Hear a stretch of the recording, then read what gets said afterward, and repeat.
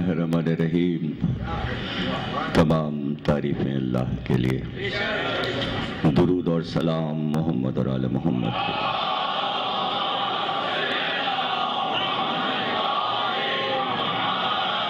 1430 हिजरी कसर मुसय्यद में अलविदाई अशरे की 8वीं तकरीर आप हजरात इमामत और अज़दारी के मौजू पर समाअत फरमा रहे हैं।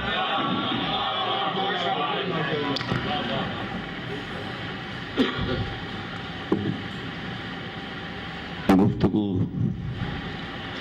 इस मंजिल तक कल आई थी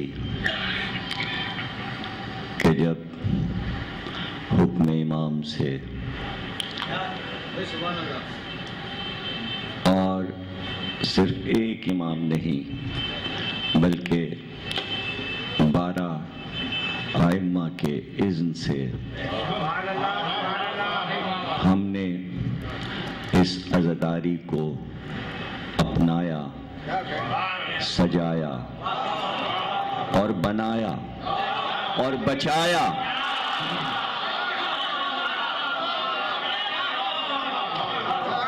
ज़ाहिर है कि हर शोबा अपनी जगह वक्त चाहता है कि उस पे बात की जाए। कैसे हम तक ये अज़दारी पहुंची, ये पैगाम हम तक कैसे पहुंचा, हमने इसको किस तरह बखुशी अपनाया और सिर्फ अपनाया नहीं बल्कि इस भारी बोझ को हमने अपने कंधों पर उठाया। जबकि हमको ये बता दिया गया था कि इस राह में चलना गोया पुले सिरात पे चलना। ये भी खबर दी गई थी कि सर भी कट सकते हैं, घर भी लुट सकते हैं, इज्जत और आबरू को भी खतरा है। उसके बावजूद हम डरे नहीं, सहमे नहीं। जहां मौका था तकैया किया, जहां मौका नहीं था शेर बन गए। इसलिए कि इज़्न और इशारे आइम्मा के थे, सरपरस्त मौजूद था, मौजूद है, निगरानी करने वाले हर दौर में रहे और आज भी हमारा इमाम इस अज़दारी की निगरानी कर रहा है।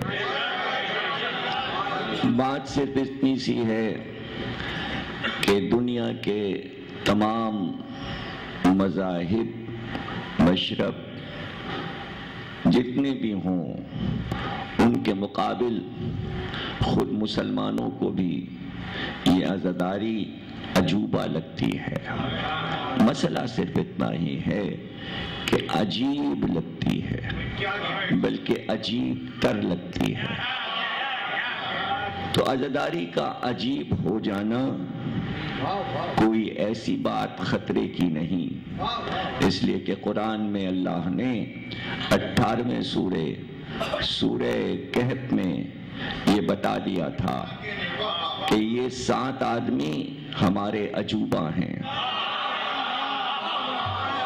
और इन्होंने जो काम किया वो सिर्फ इतना सा काम था कि सरकश बादशाह दकियानूस से डरे नहीं, यानी तागूती ताकत से वो डरे नहीं।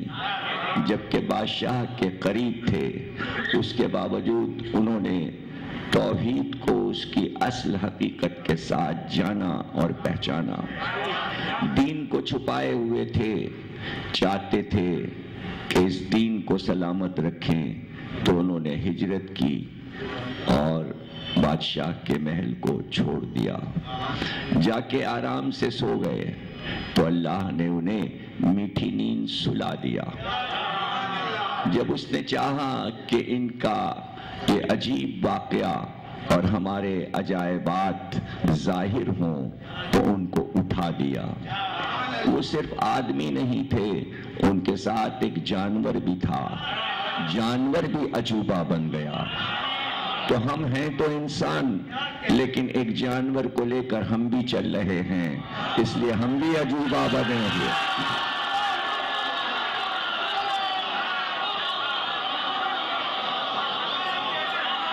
کم از کم اتنی تو قدر کرو کہ اصحاب کہف کا جانور نجس ہے، ہمارا جانور پاک و پاکی۔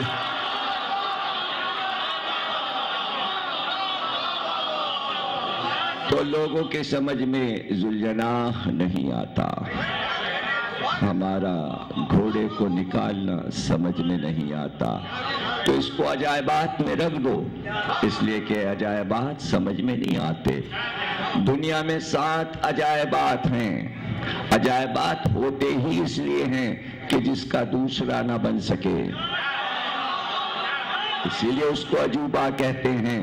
دوسرا تاج محل نہیں بن سکا، ایلورا اجنتا دوبارہ نہیں بنے، پیسا کا مینار دوبارہ نہیں بنا، قطب مینار دوبارہ نہیں بنا، ایفل ٹاور دوبارہ نہیں بنا، اٹلی کے پادری کا گھر جیسا گھر دوبارہ نہیں بنا، بیبیلون کے جھولتے باغ پھر دوبارہ نہیں بنے۔ یہ 7 عجائبات دنیا میں مشہور ہیں، بدلتے رہتے ہیں، کبھی ایک نکل جاتا ہے، جب کوئی دوسرا عجوبہ بڑا آتا ہے تو اس کو شامل کر دیا جاتا ہے۔ لیکن اہرام مصر ہے، نکلا نہیں ہے۔ آج تک دنیا اہرام مصر پہ حیران ہے، کیسے بنے، کیسے بنایا گیا۔ تو آج دنیا بھی یہی سوچ رہی ہے، یہ شیعہ کس مٹی سے بنے ہیں، کیسے بنے ہیں، کتنا ان کو مارا اور قتل کیا، پھر بیٹھے ہیں، پھر بیٹھے۔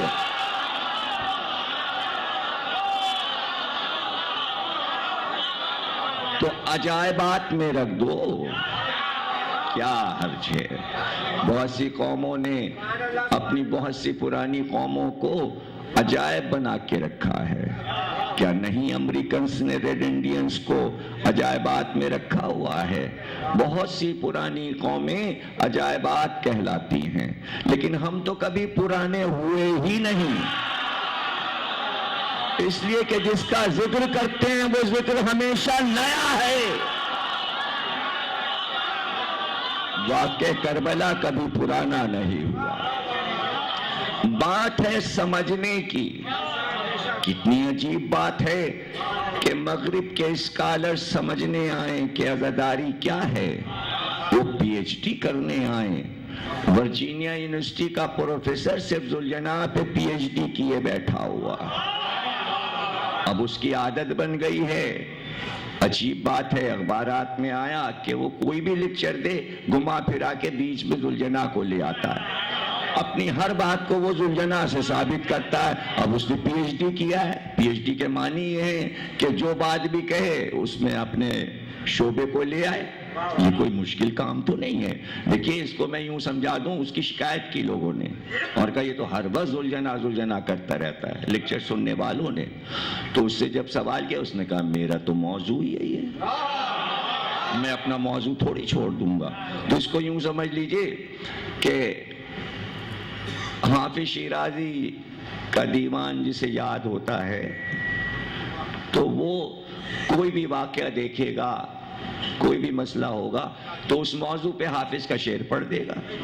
ایسے بہت سے لوگ آپ کو مل جائیں گے کہ جنہیں غالب کا دیوان پورا یاد ہے، اور کوئی بھی بات ہوئی انہوں نے فوراً غالب کا کوئی مصرع پڑھ دیا۔ جیسے اس دن میں نے پڑھا تھا، جب میں شمع کا قصہ سنا رہا تھا تو میں نے مصرع پڑھ دیا، شمع ہر رنگ میں جلتی ہے سحر ہونے تک۔ تو کہیں نہ کہیں بڑا شاعر ہر صدی کے لیے بات کہہ دیتا ہے۔ اگر کسی کا موضوع میر انیس ہے تو وہ ایک مصرع کہیں نہ کہیں پڑھ دے گا۔ اس عہد میں سب کچھ ہے پر انصاف نہیں ہے۔ اب یہ مصرع تو ہمیشہ زندہ رہے گا میر انیس کا، اس لیے کہ نہ انصاف پیدا ہوگا اور نہ مصرع فرسودہ ہوگا۔ مصرع انیس کا زندہ ہے، تو جس کا جو سبجیکٹ ہوتا ہے وہ گھما پھرا کے ہر سبجیکٹ میں اس کو ڈال دیتا ہے۔ تو اسی طرح ایمی بارڈ نیو یارک یونیورسٹی کی ہیڈ آف دا ڈپارٹمنٹ ہیں، انہوں نے پی ایچ ڈی کیا نوحے پر، مرثیے پر، اور صرف اردو کے نہیں، پنجابی نوحے، لاہور بھی گئیں، موچی دروازے بھی گئیں، اور اس پر پی ایچ ڈی کیا۔ سچے کے نوحوں کی انگریزی میں انہوں نے پورا ترجمے کے ساتھ شائع کروایا۔ انہیں پسند تھے نوحے تو اس کی کتاب انہوں نے شائع کرائی نیو یارک سے۔ ان کے شوہر نے صرف اس بات پہ پی ایچ ڈی کی کہ کتنے صدیوں سے حسین کے جلوس میں جو باجے بجائے جا رہے ہیں، اب یہ ان کا پی ایچ ڈی ہے، انہوں نے اس کی تفصیل لکھی ہے۔ ہندوستان کے ہر جلوس میں، شیعہ سنی سارے جلوسوں میں باجے بجتے ہیں جو حسینی ماتمی باجے کہلاتے ہیں، اس پہ پی ایچ ڈی کیا۔ تو کون کس طرح عزاداری کو دیکھ رہا ہے؟ حیرت یہ ہوتی کہ اب تک مسلمانوں میں سے کسی نے عزاداری پہ پی ایچ ڈی کیوں نہیں کی؟ یہ کیوں نہیں کتاب لکھتے؟ یہاں کی یونیورسٹیاں کیوں نہیں لکھتی؟ یہ تو قریب بیٹھے ہوئے ہیں۔ تو کیا میں کہوں کہ یہ تعصبات کے پردے اتنے گہرے ہو گئے ہیں، یا پھر عجائبات سمجھ میں نہیں آتے؟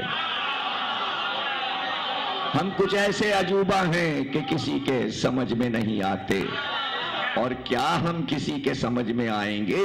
اس لیے کہ معصومین نے بتا دیا تھا کہ تم ایک قوم نہیں ہو، تم ایک قوم نہیں ہو، تم راز الہی ہو۔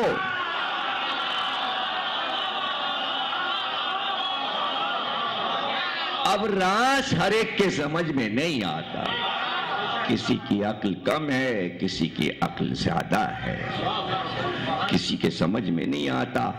دیکھیے، شاعر ہر دور کا متاثر ہو گیا عزاداری سے، دانشور ہر دور کا متاثر ہو گیا۔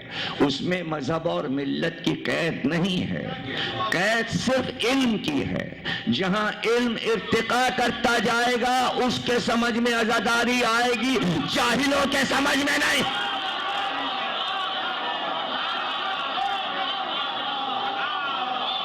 جاہل اسے سمجھ نہیں پائیں گے۔ اب میں کیا کروں کہ کل کی تقریر کا اصرار بڑھتا گیا اور فون آتے گئے کہ وضاحت کیجئے جو حدیث آپ نے پڑھی تھی۔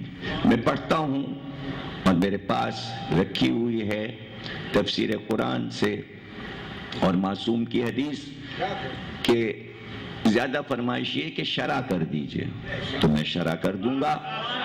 ظاہر ہے کہ مشکل کام ہے امام کے فرمان کی شرح کیسے کی جا سکتی ہے، لیکن کی جاتی ہے جیسے آیات قرآنی کی تفسیر کی جاتی ہے۔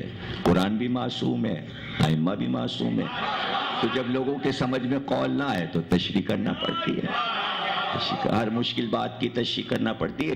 لیکن پہلے یہ بات تمہیدی طور پہ سمجھا دوں کہ دیکھیے، سب سے بڑی بات یہ ہے، حیرت انگیز بات یہ ہے کہ دنیا کے تمام مذہب اپنے رہنماؤں کے کہنے پہ عمل کر رہے ہیں۔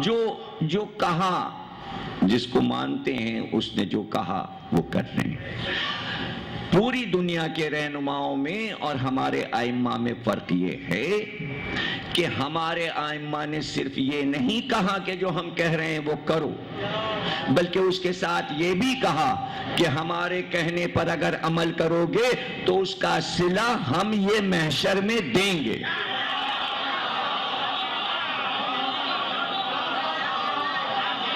اب آپ دیکھ لیجئے، اگر کہیں حضرت موسیٰ نے اپنی قوم سے یہ کہا ہو یہ کام کرو، یہ کام کرو، یہ کام کرو، ہم جنت دیں گے، اس لیے کہ جنت موسیٰ کے اختیار میں ہی نہیں تھی۔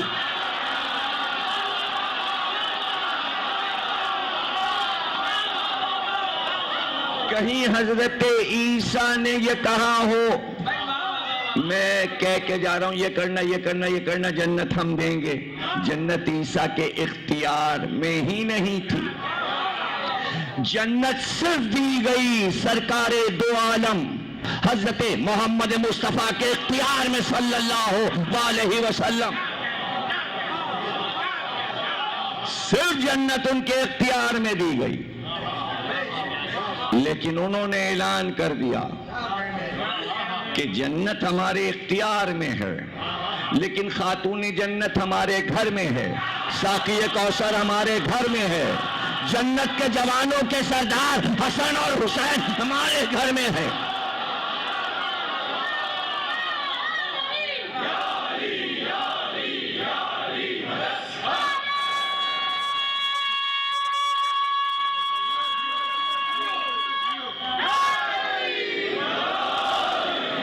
اختیارات ہم نے ان کو دیے ہیں۔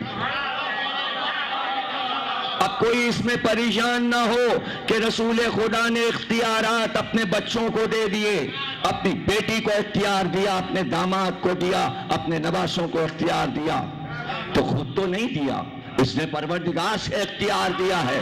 اس میں کسی کو بولنے کا حق کہاں ہے؟ ورنہ کہہ دے دنیا کیا سیدہ شباب اہل جنہ الحسن والحسین، کیا یہ حدیث نہیں ہے؟ تو اس نے پروردگار سے کیا عالم اسلام شہزادی کو خاتون جنت نہیں کہتا؟ ہم سے زیادہ عالم اسلام خاتون جنت پکارتا ہے، تو کوئی اور تو نہیں ہے نا خاتون جنت؟ خاتون جنت تو ایک ہے۔ تو جب اختیار ان کے پاس ہے تو اب سمجھنے کی کوشش کیجئے، اگر جنت کا اختیار ان کو دیا گیا تو کام بھی انہی کے سپرد ہوا کہ کس بات پر جنت ملے گی۔ جب تک وہ کام نہیں ہوگا تم جنت تقسیم نہ کرنا۔ اب پھر سے میں دہراتا ہوں، چونکہ حضرت نوح کو، حضرت ابراہیم کو، حضرت موسیٰ کو، حضرت عیسیٰ کو اتنے بڑے کام سپرد نہیں کیے گئے تھے۔ ختمی مرتبت کو دو کام دیے گئے، ایک اعلان کرو ولایت علی کا، دوسرے شہادت حسین سمجھاؤ، کربلا کا واقعہ بتاؤ، محضر پر تم نے دستخط کیا ہے، ان دونوں چیزوں کو قیامت تک جانا ہے، ایک ولایت علی، ایک غم حسین۔ اب نبی نے اس کی وراثت اعلان دونوں چیزوں کا نبی نے کر کے کہا علی اب تم جانو، اور ولایت محضر کو منظور کر کے کہا سیدہ اب تم جانو، اور حسین۔ اختیار تمہارے پاس ہے، اختیار تمہارے پاس ہے، تم لوگ ہو مالک جنت۔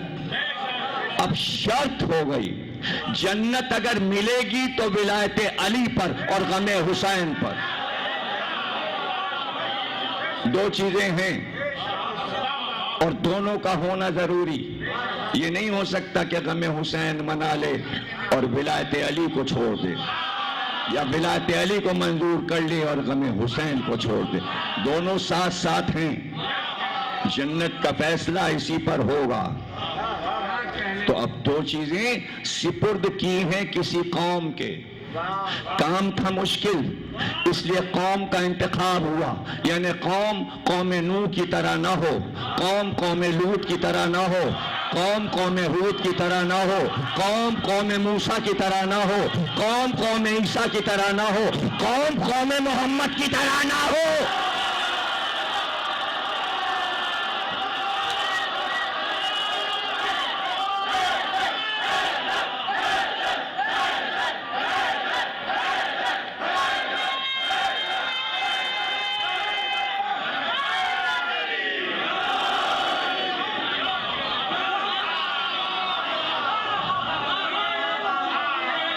کام مشکل ہے، دیکھیے کام مشکل ہے، اس کام میں کہہ دیا گیا تھا بڑی مشکلیں ہوں گی، تمہیں نظر انداز کیا جائے گا، تمہارے حقوق چھینے جائیں گے، ارے اتنے مصائب ہوں گے، مصائب لے لیے، مصائب عام انسان نہیں لے سکتا۔ وہ انبیاء تھے، حضرت نوح نے کہا ہم پتھر کھائیں گے، تیرا کام کریں گے۔ انبیاء کا دور ختم ہو چکا، آخری نبی آ کے چلے گئے، اب 1,24,000 انبیاء نے جتنے کام کیے ہیں ان کاموں میں ان پر جتنے مظالم ہوئے ہیں ان سب کو گن لیجئے. 1400 سال میں تمام انبیاء کے مصائب شیعہ قوم پہ گزر گئے.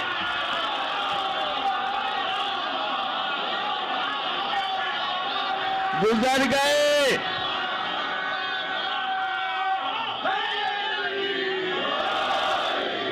گئے. اور یہ بھی عہد لے لیا گیا کہ نوح نے اپنی قوم کی بدتر حالت دیکھ کر بد دعا کی غرق ہو جائیں. صالح نے کہا ڈوب جائیں. ہود نے کہا پتھر برسیں. شیعوں سے عہد لیا گیا کہ جو تم پر ظلم کریں گے مسلمان ان کے لیے بد دعا نہ کرنا.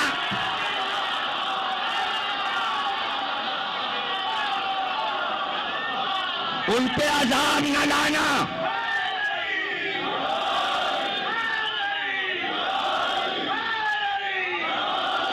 ان پہ عذاب نہ لانا. اختیار دیا گیا کہ تمہاری بد دعا سے عذاب آ سکتا ہے لیکن طاقت عطا کی گئی. آپ کہیں گے دلیل سن لیجئے. 1400 برس سے مظالم برداشت کرنے کے باوجود ساتھ لگے ہوئے ہیں ہم. ارے ذرا سی دیر میں ہندو مسلم ساتھ رہتے تھے. ہندوستان میں آواز بلند ہو ملک الگ کر دو, ہندو ظلم کر رہا ہے. ہم نے 14 صدیوں میں کبھی بھی اپنے اوپر ظلم کرنے والوں سے یہ نہیں کہا ملک الگ کر دو.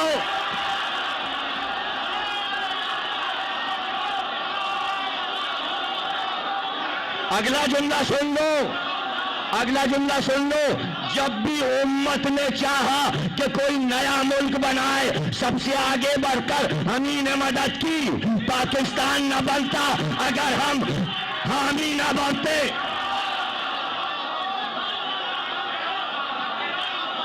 یہ بنتا ہی نہ اگر ہم اوکے نہ کر دیتے. ذرا مہربانیاں تو دیکھو. کم از کم اس طرح قوم کو پہچان لو. کتنی حلیم ہے یہ قوم, کتنی حلیم ہے یہ قوم. حلم وہ دیگوں والا حلیم نہیں, وہ بھی ہوتا ہے 2.25 مہینے ہوتا. وہ کھا ہی کے آدمی حلیم ہو جائے تو کیا کہیں. حلم یہ ہے کہ ظلم کے باوجود ماتھوں پہ شکنیں نہیں آتی. کس طرح برداشت کیا. اس برداشت کا کوئی انعام ہے کہ نہیں؟ تو وعدہ تھا کہ تم اگر ایسا کر لو گے تو پھر جو چاہیے وہ ملے گا. تو اب اگر وہ ہمیں ملنے والا ہے, اگر وہ ہم بیان کریں تو لوگ جل کیوں رہے ہیں؟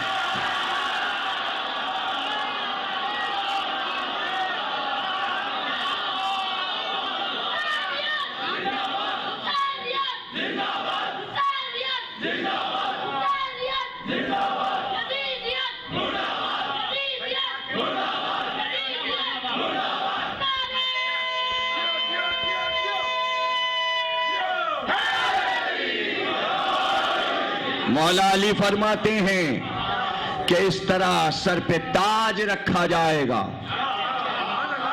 اس طرح سر پہ تاج سجایا جائے گا ہر محب علی کے سر پہ.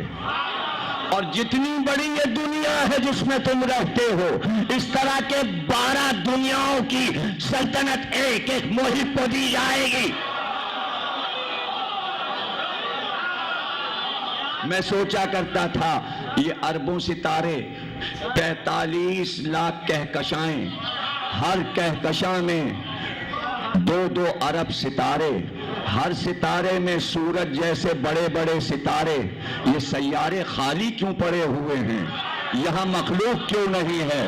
یہ خالی رکھے گئے ہیں تاکہ ان کو حکومت ملنے کے بعد یا حسین والے آباد کریں. الحمدللہ رب العالمین, عالمین کا مالک ہے. جس کو جو چاہے دے دے، جس کو جو چاہے دے دے، اس کی مرضی تھی ولایت علی اور غم حسین۔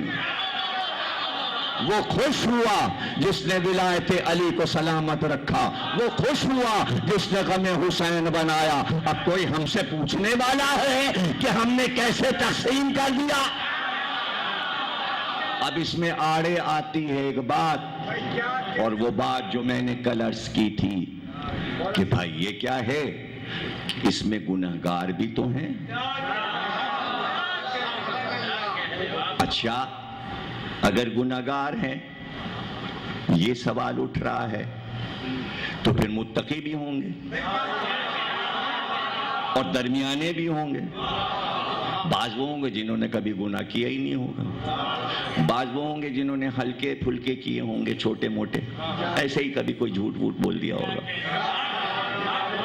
بعض وہ ہوں گے جنہوں نے جانے کی اتنی رشوتیں لی ہوں گی، کیا کیا کام کیے ہوں گے۔ اب میں گناہ کیوں گنواؤں؟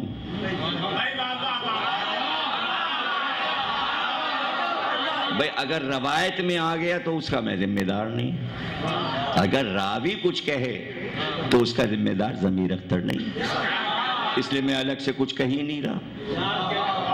گناہ گناہ ہے۔ تو سوال یہ ہے کہ جو متقین ہیں ان کو کیا پریشانی؟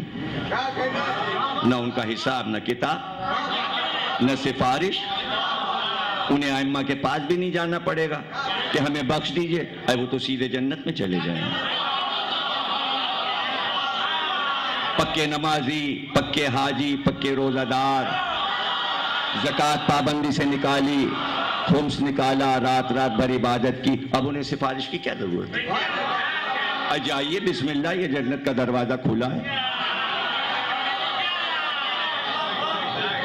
درمیانے بیچارے، ان کا ہاں وہ آیت کے مطابق جس کا پلہ ثواب کا بھاری ہوگا، ان کا ہاں ان کے ہلکے پھلکے ہیں، یہ گناہوں کا پلہ ہلکا ہے، ٹھیک ہے جائیے۔ یہ بیچارے کھڑے ہیں جنہوں نے ساری زندگی الزامات بھی لیے، نماز نہیں پڑھتے، روزے نہیں رکھتے، حج کو نہیں جاتے، خمس نہیں نکالتے، زکوٰۃ نہیں دیتے، یہ بیچارے تانوں کے مارے کھڑے ہوئے ہیں۔ کتنے تانوں کے تیر کھائے انہوں نے، اب یہ کھڑے ہیں، ان کا کوئی پوچھنے والا ہی نہیں۔ جو جانے والے تھے وہ چلے گئے، تو جو جانے والے تھے وہ چلے گئے، اب بتائیے شفاعت کسے کہتے ہیں؟ جانے والے تو گئے،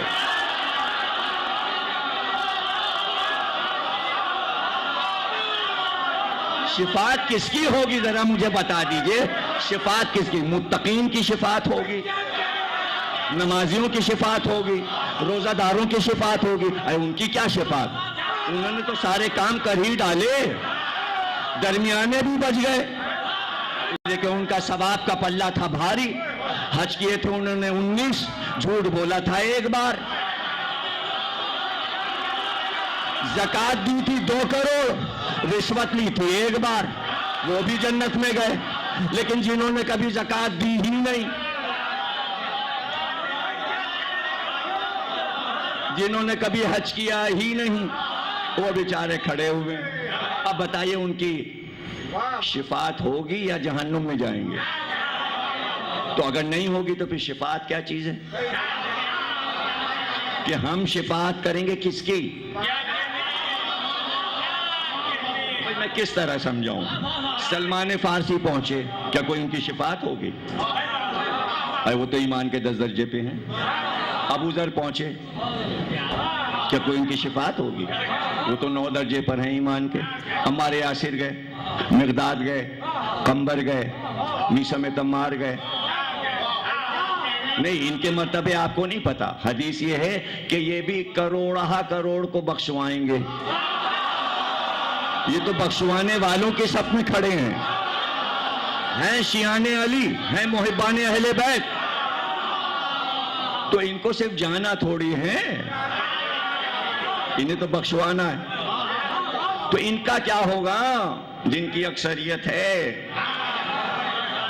تو اب جنہیں جانا ان کو مبارک، متقیوں کو جنت مبارک، متقیوں کو جنت مبارک، زاہدین کو جنت مبارک۔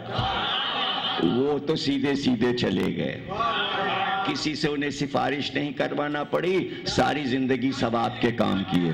بڑے نمازی تھے، بڑے پرہیزگار تھے، بڑے روزہ دار تھے، بڑے حاجی تھے، بڑے زکاتی تھے، بڑے خمسی تھے، گئے گئے گئے گئے وہ گئے وہ گئے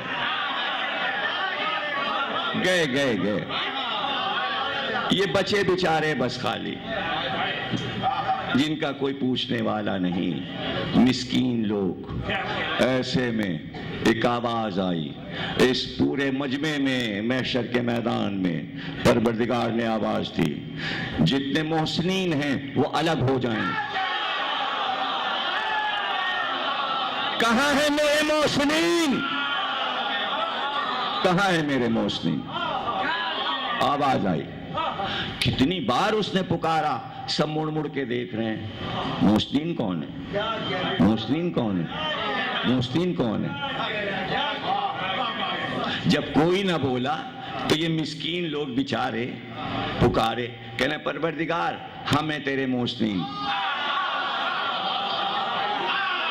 جن کی بخشش کی امید نہیں تھی، یہ بولے ہمیں تیرے محسنین، کہ تم نے کیا کیا ہمارے ساتھ، کہ ولایت علی کو زندہ رکھا، غم حسین کو زندہ رکھا۔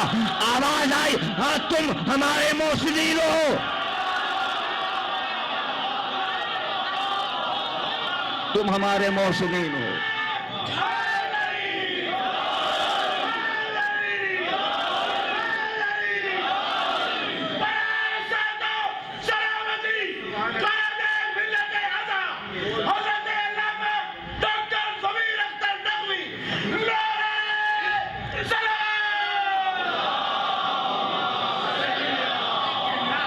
تم محسنین ہو، ان سے الگ ہو جاؤ، ان سے الگ ہو جاؤ۔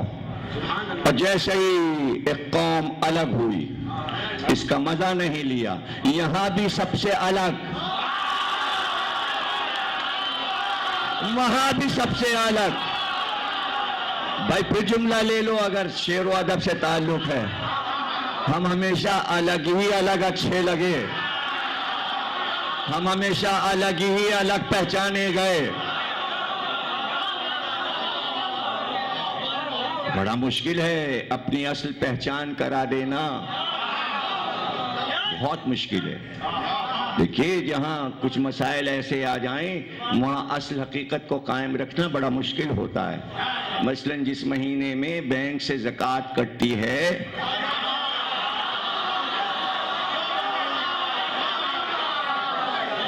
تو بہت سے لوگ آپ بن جاتے ہیں،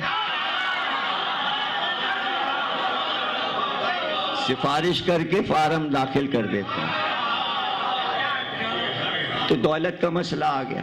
یہاں تو کوئی مسئلہ ہی نہیں ہے، یہاں تو وعدے کا مسئلہ ہے، یہاں تو مودت کا مسئلہ ہے، بس ایک وعدہ، اور وعدہ محبت کا وعدہ۔ دنیا محبت سمجھے، مودت سمجھے، وعدہ سمجھے، وفا کرنا سمجھے تو اس قوم کے عجائبات کو سمجھے۔ اب پروردگار نے آواز دی، تم ہمارے محسنین ہو۔ اس پورے محشر کے میدان میں، اس پورے محشر کے میدان میں، میری کتاب ہے غم حسین اور عزاداروں کی شفاعت، اب وہ ختم ہو گئی، ہم کیا کریں، مارکیٹ میں نہیں ہے، پچھلے ہی سال بک گئی تھی۔ ان کے بھائی جوان انتقال ہوا سہیل عباس کا، ان کے نام میں نے وہ کتاب کی ہے، ان کے ثواب کے لیے چھاپی تھی۔ بہرحال وہ نہیں ہے، دو چار کتابیں کہیں پڑھی ہوں تو آپ اسے پڑھیے، اس میں یہ پوری روایت میں نے کتاب میں ائمہ کے حوالے سے اور قرآن کے حوالے سے، آیات کے حوالے سے لکھ دی کہ ایسے میں اللہ کہے گا، اے میرے محسنین، اس محشر کے میدان میں سب کو غور سے دیکھو، جس جس نے تم پر دنیا میں احسان کیا ہو اس کا ہاتھ پکڑو اور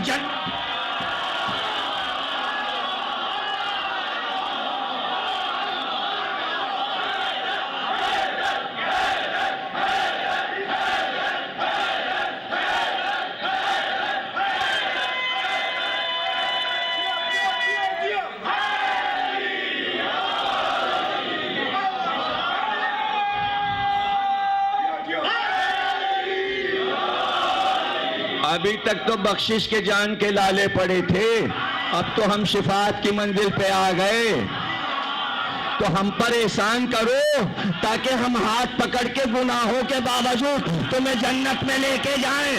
تو اتنا تو احسان کر دو کہ ہمارا پیچھا تو چھوڑ۔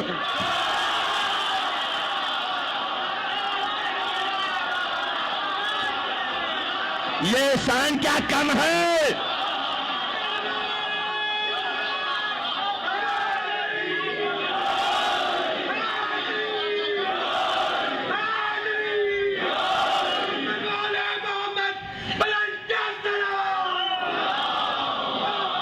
پیچھا تو چھوڑ دو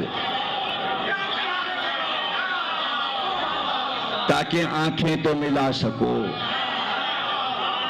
آنکھیں تو ملا سکو کہ یہ ضائع نہیں جائے گا۔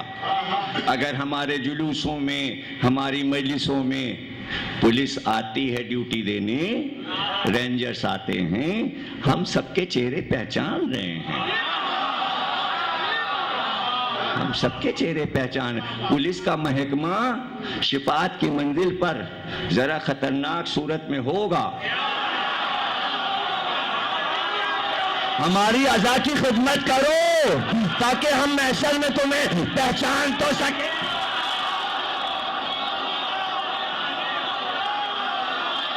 پہچان تو سکیں۔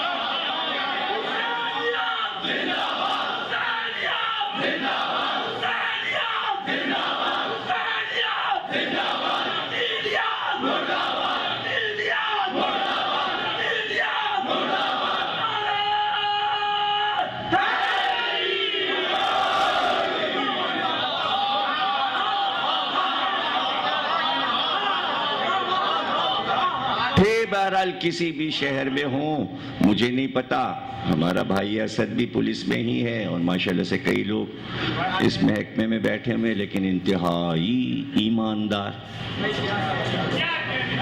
وہ ظاہر کے اعضاء کی برکت ہے کہ اپنے عہدوں سے وفادار، سمجھے نا۔ تو داروغہ تھے، اب داروغہ ہی کہتے تھے اس زمانے میں، اب تو شاید کیا ایس ایچ او کہتے ہیں اور کیا کہتے ہیں اور کیا کہتے ہیں۔ ریٹائر ہو گئے تو اپنے عالم کی خدمت میں پہنچے جسے بہت مانتے تھے، کہنے سرکار ریٹائر ہو گیا ہوں لیکن اب آپ کو کیا نہ بتاؤں میں کہ بہت رشوت لی میں نے، بہت رشوت لی، ساری زندگی رشوت لی میں نے۔ اب یہ بڑھاپے میں ڈر لگنے لگا ہے، سرکار آپ کچھ بتائیے کہ خوف نکل جائے اور میرے گناہ معاف ہو جائیں۔ عالم نے کہا نماز شب پڑھا کرو، کہ سرکار اور کہ بھئی خیرات کرو، غریبوں کی مدد کرو، کہ سرکار کچھ اور، کہ زیارت کربلا معلیٰ کو جاؤ، بس اب اس سے بڑا کوئی عمل نہیں ہے، سارے گناہ معاف ہو جائیں گے تمہارے۔ جناب نماز وغیرہ تو شب کی پڑھنے ہی لگے لیکن پاسپورٹ جلدی سے بنوایا، حکم تھا عالم کا، چلے اس زمانے میں پانی کا جہاز، جیسا کہ کل پڑھا تھا کہ پانی کے جہاز کا سفر ہوتا تھا، جہاز پہ بیٹھ گئے، جہاز چلا بمبئی سے بصرے کی طرف، زائرین کو لے کے یہ بھی اس جہاز پہ، نماز ظہرین سے کچھ پہلے اذان کے وقت کھڑے ہوئے عرشے پہ اپنے دوستوں سے باتیں کر رہے تھے کہ ایک بار سب کو مخاطب ہو کے کہنے لگے اذان کی آواز آ رہی ہے۔ لوگوں نے کہا یہاں بیچ سمندر میں کہاں سے مسجد آئی؟ کارے اذان ہو رہی ہے، تم سن نہیں رہے ہو؟ کتنی زور زور اذان کی آواز آ رہی ہے اور تم سن نہیں رہے، اب تو اذان ختم پر ہے۔ تو لوگوں نے کہا ان کا دماغ چل گیا، کچھ باتیں چڑھ گئیں ان کے دماغ۔ ابھی یہ کہی رہے تھے کہ ایک بار انہوں نے کہا بھائی تم جاتے ہو، تم لوگ یا نہیں جاتے ہو؟ میں تو جا رہا ہوں نماز پڑھنے، اس لیے کہ اذان ختم ہو گئی، یہ کہہ کے سمندر میں چھلانگ لگا دی۔ اب لوگ جھک جھک کے دیکھنے لگے، وہ تو غائب ہو گئے، ان کی نظر میں وہ غائب ہو گئے، اور انہوں نے اپنے آپ کو ایک خوبصورت شہر میں پایا، اور خوبصورت عمارتیں، سفید سفید اور باغات، اور دیکھا شاندار ایک مسجد، اور سارے نمازی ادھر نماز پڑھنے کے لیے جا رہے ہیں۔ یہ بھی سارے نمازیوں کے ساتھ جس کا چہرہ دیکھ رہے ہیں خوبصورت، جس کا چہرہ دیکھ رہے ہیں خوبصورت، جا کے کھڑے ہو گئے صف میں۔ نماز ختم ہو گئی، جب نماز ختم ہو گئی، زور اثر پڑ چکے، بیٹھے ہوئے تسبیح پڑھ رہے تھے کہ کسی نے محراب سے نام لے کے آواز دی، میرے پاس تو آؤ۔ ادھر ادھر دیکھنے لگے، یہ میرا نام کیسے معلوم ہو گیا؟ اٹھے اور قریب آئے، سلام کیا، کہ آپ کو میرا نام کیسے معلوم؟ کہ صرف تمہارا تھوڑی، ہم تو ہر انسان کا نام جانتے ہیں، سب ہماری نگرانی میں ہے۔ کہ سرکار آپ امام مہدی تو نہیں ہے؟ کہ ٹھیک پہچانا تم نے۔ بے اختیار قدموں پہ گر گئے، پیر چومنے لگے، ہاتھ چومنے لگے، کہ میں کتنا خوش قسمت ہوں کہ میں نے آپ کے پیچھے ذوالرحن کی نماز پڑھی، کہ ہم یہیں وادی خضرا میں نماز پڑھاتے ہیں۔ یہ جو تم نے اذان کی آواز سنی، یہ ہمارے مسجد کے مؤذن کی اذان کی آواز تھی جو تمہارے جہاز تک جا رہی تھی۔ تمہیں چونکہ لگاؤ تھا، تم کربلا جا رہے ہو، اس لیے تمہیں یہ اذان سنائی دی، اور کانوں کو نہیں سنائی دی۔ تو مودت کی طاقت بہت کچھ کان کو سنوا دیتی ہے۔ آپ مجلسوں پہ مجلسیں پڑھ رہے، ہر ایک نہیں سن پا رہا، جو سن رہا ہے وہ آ رہا ہے، جو سن رہا ہے وہ آ رہا ہے، جو سنے گا وہی تو مسجد میں جائے گا اذان کی آواز سن کر، جو سنے گا مرثیہ وہ آئے گا، جو سنے گا وہ آئے گا، جسے سنائی نہیں دے رہا کان بند۔ ایک نے سنا اور وہ آ گیا، ہاتھ چومے، پیر چومے، کہا اٹھو اٹھو، دیکھو ہمیں غور سے دیکھو۔ اب دیکھ رہے ہیں اور روتے جا رہے، آنسو بہتے جا رہے ہیں، چہرہ دیکھ رہے ہیں۔ کہ تم نے ہمیں دیکھ لیا، تم نے ہمیں دیکھ لیا، اب تو تمہارے دل میں کوئی آرزو اور حسرت تو نہیں رہی؟ اپنے وقت کے امام کے سامنے بیٹھے ہو، اب تو کوئی آرزو نہیں ہے، اب رو رہے ہیں۔ کہ نہیں مولا، آرزو تو ہے، ابھی تو دل میں آرزو ہے آپ کو دیکھنے کے بعد بھی۔ کب بیان کرو؟ کب پنجتن پاک کی زیارت کرنا چاہتے ہیں، پنجتن پاک کی زیارت کرنا چاہتے ہیں۔ ایک بار کہتے ہیں کہ امام نے اپنا سیدھا ہاتھ اٹھایا، کہ ذرا دیکھو سامنے، دیکھو یہ جنت کا حجرہ ہے، کیا نظر آیا؟ کہا مولا پنجتن پاک کو دیکھ رہا ہوں، رسول خدا کو دیکھ رہا ہوں، علی کو دیکھ رہا ہوں، حسن اور حسین کو دیکھ رہا ہوں، ایک بی بی نقاب میں ہیں انہیں بھی دیکھ رہا ہوں۔ کا زیارت کر لی، زیارت کر لی، اب تو دل میں کوئی تمنا نہیں، کوئی خواہش نہیں۔ تو قدموں پہ گر کے کہا مولا اب بھی ایک تمنا ہے، اب بھی ایک تمنا ہے، کا بیان کروں؟ کہ قبر حسین دیکھنا چاہتا۔ بھائی میری طرف دیکھنا، امام کا ہاتھ بلند ہے اور پنجتن نظر آ رہے ہیں، اور وہ کہتے ہیں قبر حسین دیکھنا چاہتا ہوں۔ ایک بار وہ کہتے ہیں میں نے دیکھا کہ وہ بی بی رسول خدا سے مخاطب ہوئی اور کہا بابا آپ نے حسین کے چاہنے والوں کو دیکھا کہ حسین کو دیکھ رہا ہے مگر قبر کی زیارت چاہتا ہے جہاں میرا لال ذبح کیا گیا، اس جگہ کو دیکھنا چاہتا ہے۔ یہ ہے محبت کی حدیں۔ ہم کربلا کیوں جاتے ہیں؟ اس جگہ کو دیکھ لیں، اس مقتل کو دیکھ لیں جہاں میرے حسین کو ذبح کیا گیا۔ اللہ سب کو زیارت کرائے۔ جب میں نے پہلی بار زیارت کی تو مقتل کا نقشہ کچھ اور تھا، لیکن جب دوبارہ گیا تو مقتل بند ہو گیا اور اس میں ایسا ماربل لگایا سبز رنگ کا جس پر سرخ ایسی دھاریاں ہیں جیسے کسی نے خون بہا دیا ہو۔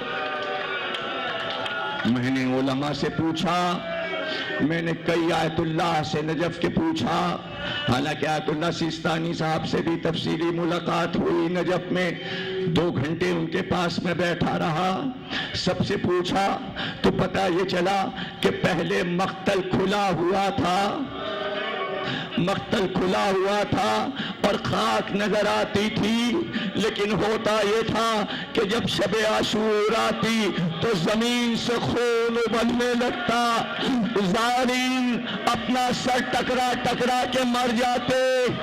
مولا کا حکم آیا مقتل کو بند کر دو، تم سلامت رہو، مقتل کو بند کر دو۔ دیکھیے قبر حسین اصل تہخانے میں ہے، اوپر زری ہے، مقتل بھی اصل تک آپ پہنچ نہیں سکتے۔ حدیث سنا دوں رسول اللہ کی، معصوم کا لہو زمین نہیں پیتی، اس سے بڑی حدیث کوئی سنی ہے آپ نے؟ رسول اللہ نے فرمایا کہ زمین کو یہ حکم نہیں ہے کہ معصوم اور مظلوم کا لہو جذب کر سکے، حسین کا لہو زمین نے جذب نہیں کیا۔ کہتے ہیں 40 دن تک فلسطین تک، عرب، ایران اور عراق میں آسمان سے لہو برستا تھا اور جس پتھر کو ہٹایا جاتا لہو ابلنے لگتا تھا۔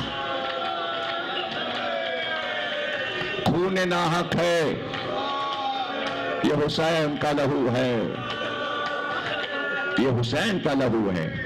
اتنی سی خاک شفا لاؤ، لوگ خاک شفا لاتے ہیں، خاک شفا کی تسبیح لاتے ہیں، ذخانوں میں رکھتے ہیں، ہمارے پاس بھی ہے، ہمارے ہاں بھی، لیکن ادھر عاشور کا دن آیا اور دانے لال ہونا شروع ہوئے اور عصر کے ہنگام ایسا لگتا ہے کہ اس سے لہو ٹپک پڑے گا۔ ایبٹ روڈ لاہور کے امام باڑے میں بھی تسبیح ہے، پورے دن زیارت کرائی جاتی، ہزاروں کا مجمع آتا ہے اس تسبیح کو دیکھنے کے لیے۔ یہاں بھی کئی لوگوں کے پاس تسبیح ہے، پوری تسبیح میں شاید 1 یا 2 دانے وہ ہوتے ہیں جو مقتل یا قبر حسین کی مٹی ہے۔ عصر کے وقت وہ سرخ ہوتا ہے اور پورا لہو ہو جاتا ہے، معصوم کا لہو ہے، صرف حسین کا لہو اس میں نہیں ہے، اس میں معصوم علی اکبر کا لہو ہے، لاشے قاسم کی پامالی کا لہو ہے، عباس کے کٹے ہوئے بازوؤں کا لہو ہے۔ اللہ بس ہو گئی تقریر، اب 1 رات رہ گئی الوداعی کل کی، وہ آخری رات ایام اعزا کی شب 8 ہوتی ہے اور پھر 8 کی مجلس دن کی ہوتی ہے، جلوس برآمد ہوتا ہے، خاموش جلوس، ماتمی انجمنیں بھی خاموش چلتی ہیں، مرثیہ نوحہ پڑھتی ہوئی، اس لیے کہ یہ با ادب جلوس ہے۔ زینب لٹ کر آئی ہیں مدینے، نانا کے روضے پر پرسا دینے آ رہی ہیں، اس لیے اس جلوس کا بڑا ادب کرنا چاہیے، بہت احترام کرنا چاہیے۔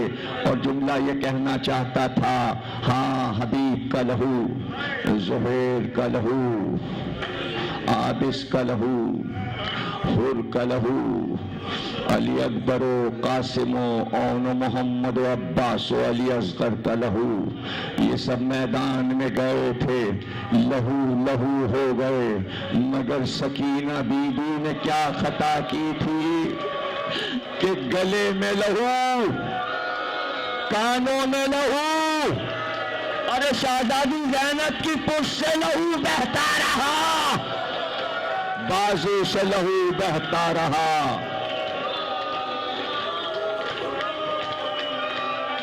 8ویں مجلس ہے، پرسادو سید سجاد کو یزید نے بلایا ہے دربار میں، حداد سے کہا یہ توق خاردار کاٹو، خاردار توق کاٹا گیا، لیکن جیسے ہی توق الگ ہوا دیکھا گیا کہ حداد چیخیں مار کے رونے لگا، سر پہ ہاتھ مار کے کہتا تھا رے جہاں توق تھا گوشت گل گیا، اصلی کی ہڈیاں نظر آتی ہے، لہو رس رہا تھا، ارے ہتکڑیاں کاٹی گئی تو ہاتھ زخمی تھے، لہو ٹپک رہا تھا، ارے بیڑیاں کاٹی گئی تو سارا گوشت گل گیا تھا۔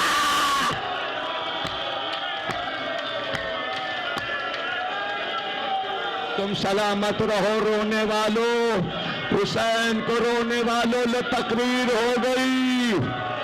سید سجاد مدینے کے باہر بیٹھے تھے کہ ایک بار محمد حنفی آئے، بھتیجے کو دیکھتے ہی دوڑ کر گلے سے لپٹایا کہ پیار سے سینے سے لگائے، دونوں ہاتھ پکڑ کے سید سجاد نے چچا ذرا آہستہ کا بیٹا کیا ہوا؟ شان ادا ہٹا کے کہا چچا یہ گوشت گل گیا، خون بہ رہا ہے، کوئی ہاتھ لگاتا ہے تو تڑپ جاتا، کا بیٹا یہ کیسے ہوا؟ کہ جب بابا کا سر کٹا، پھپھی اماں کے بازوؤں میں رسی بندھی تو میرے گلے میں یہ توق، یہ ہتھکڑی، یہ بیڑی، ماتم حسین۔